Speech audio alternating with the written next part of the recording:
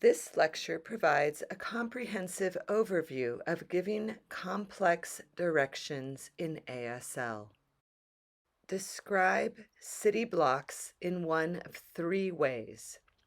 Give the distance in number of blocks, describe an intersection as a reference point, or use a well-known landmark as a reference point. This could be a school, business, or geographical feature. Non-manual markers are essential for giving good directions in ASL. Raised eyebrows and a nod of the head function like a when clause in ASL.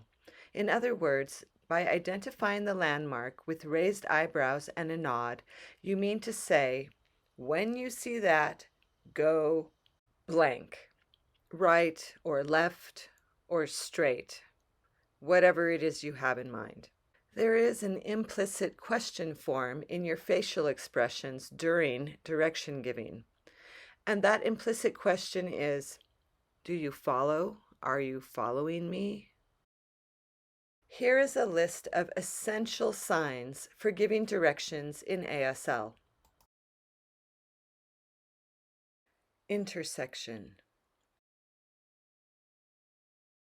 Near right corner, near left corner, far right corner, far left corner. Cross streets, using either a B hand or index finger to show the cross street direction.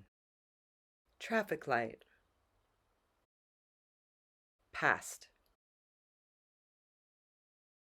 Going left, going right, or with an index finger.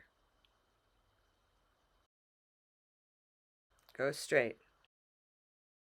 Now let's practice. See if you can follow my directions. We'll use this map grid for the exercise. Assume that directions begin at the red dot unless otherwise specified.